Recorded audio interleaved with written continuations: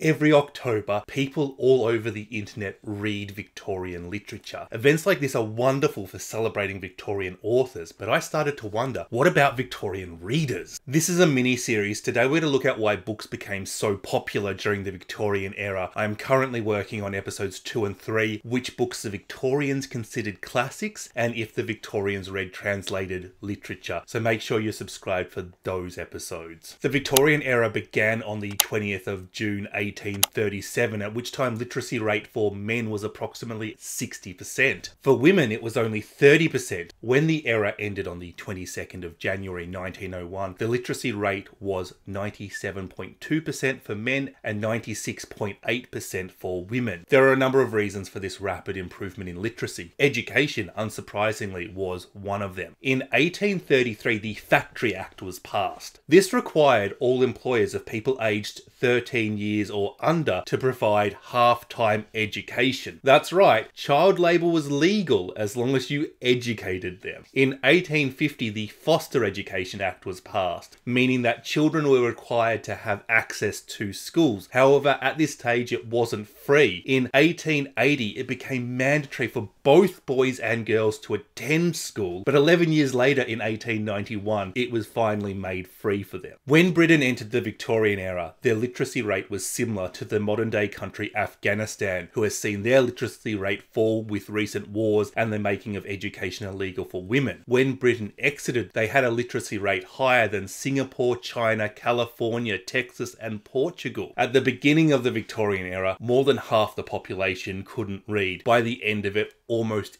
everybody could. Being able to read is going to increase the popularity of books, but that is not the only reason book popularity increased. Readers could expect to pay 10 shillings and 6 pence, which is approximately a month's salary of a maid, for just one volume of a triple-decker at the beginning of the Victorian era. That is 31 shilling and 6 pence a book. But by the 1880s, the same book would have been published for 3 shillings and 6 pence, and there was a variety of lower cost literature available, costing as little as 1 shilling or 6 pence for a paperback, or just a penny for a penny dreadful. So just to do the math, one triple-decker would cost the same as 378 penny dreadfuls. Prices dropped for several reasons. Paper costs also fell with mass production. The popularization of cloth binding overtook leather binding. The advent of stereotyping, the iron press, mechanical typecasting, and the application of steam power all reduced costs. Additionally, there was pressure from both authors and publishers who wanted to increase the sales of their books through lowering the costs.